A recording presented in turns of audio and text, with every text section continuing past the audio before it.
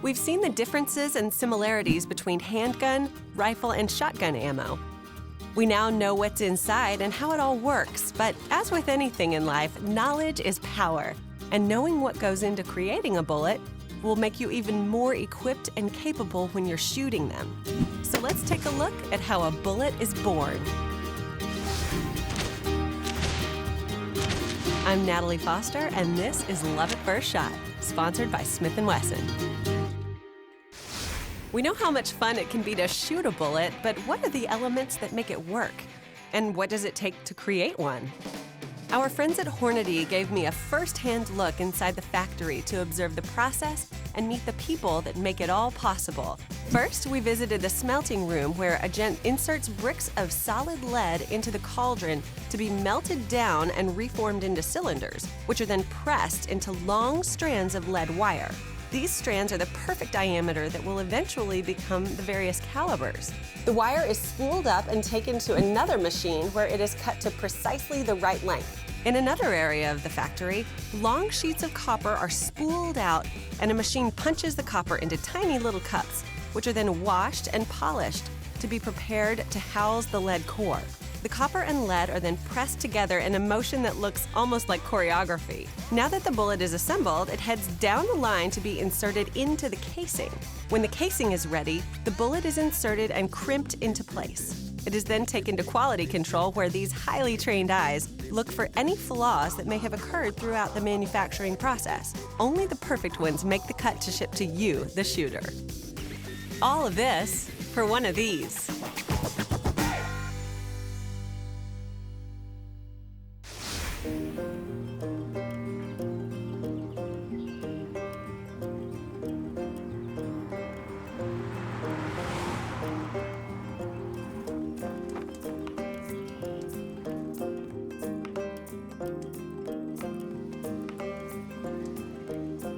I'm with Renee Waltmath, who is the Director of Sales here at Hornady, and we're back here in shipping where everything goes out to you. Our viewers are going to be buying your ammo in different ammo stores. And what are you looking for when you're buying ammo for the first time? The most important thing to look for is the caliber of ammunition. So when you're looking at your rifle or your pistol, the caliber is the most prominent thing on the barrel, and that's what you want to match up to the box of ammunition. With Hornady, if you're looking at a pistol box, the caliber is always going to be right on the top. It's the top number, so it's very prominent, and it will look this way whether it's a 9mm, a 38, it will always look this way to help you with that consistency to guide you. What the secondary number means on the 9mm, 115 grain, that is the grain weight of the bullet itself. And a good rule of thumb is, especially when shooting pistols, is the lighter the number, the less recoil that you will have. All right, thank you so much. This has been really, really informative, and I don't know about you, but I am ready to go out and shoot some Hornady ammo. Thank you very much. I'm headed back to Texas, but first I need to make a pit stop at one of my favorite places.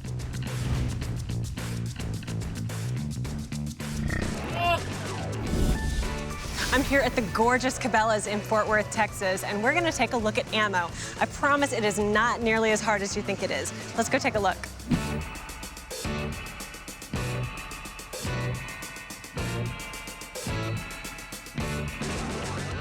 When you're on the hunt for ammo for the very first time, it can be a little intimidating because there are so many options out there. But don't worry, it's not as daunting as it seems.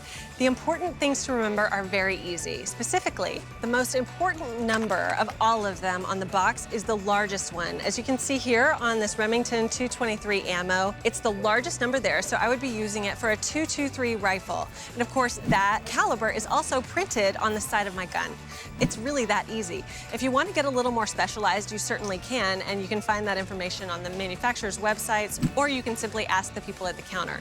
Now, if you've got ammunition that isn't in a box, or perhaps it's in a bag or something like that that's unmarked, the easiest way to know what round you're putting in your gun is simply to look on the bottom of the cartridge. As you can see, it's standardized across all ammunition rounds. The manufacturer always puts the caliber or the gauge right there on the bottom of the cartridge, so you know exactly what's going in your gun.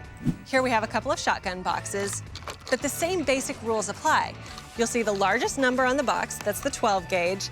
It's going to go through a 12 gauge gun. Same thing with the 20 gauge here, as you can see. And again, just like with the handgun and rifle rounds, you'll see the gauge printed there on the bottom of the cartridge. Now, if you have any questions about any of this, simply ask the people at the counter. But if you follow these rules of thumb, you'll be in really good shape. Hey, can I get the keys to this? I always wanted to drive one of these things. This is awesome. Well, now you've got an idea of what's going on with the larger calibers, but I think it's high time we give a certain caliber its due. It's a pretty universal round that's good for shooters of all ages and stages. That's right, it's the wonderful .22. Want to know why experienced shooters love it so much? Jessica explains. So Jessica, tell me about .22s and why you think it's a good round to start somebody on. Super cheap for one thing. That's huge. That makes a big difference, especially if you are target practicing a lot. Absolutely. And then there's the fact that there's low recoil. And that's great, especially for women and for children. Once you get used to the fact that there's a little bit of recoil, just enough to make you feel that the gun is there, you can start moving on to bigger calibers. Then there's the other fact that it's low noise, so you can hunt for, varmint or small game. You're not even startling yourself, so if you're going to the range, you're a little bit more comfortable with shooting, and you're not, obstructing anybody else's shooting either. That's a really good point. Manners, because it is nice to have good etiquette when you're out at the range. We've got low cost, low recoil, and low noise. Those are three really important factors, I think. That's a really good point. Well, thank you so much for your time today, and I really appreciate you showing us around. It was a pleasure.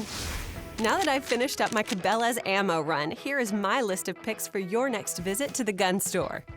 Now, soon after you begin shooting, you'll likely find that you want to shoot more ammo than you can carry. Enter this handy ammo bag. This little carrier will hold plenty of ammo to keep you shooting all day long. And it's got pockets large enough for a cleaning kit, eye and ear protection, or even a small handgun. And when you've found that shooting has become your latest addiction, you may find it more economical to start buying ammo in bulk. So where do you store all of that spare ammo, you ask? Well, in one of these great ammo cases. They're super spacious and they have plenty of room for all your spare ammo. Now, we've loved all your questions, feedback, and input online, so keep it coming. Check out our Facebook, Twitter, and Instagram feeds for more polls and even some behind-the-scenes photos. We'll see you next time on Love at First Shot, sponsored by Smith Wesson. Next time on Love at First Shot, it's time for us to finally shoot some of these rounds we've studied over the last 2 episodes. Guest Melanie Sturgis shows us the ropes. That was awesome.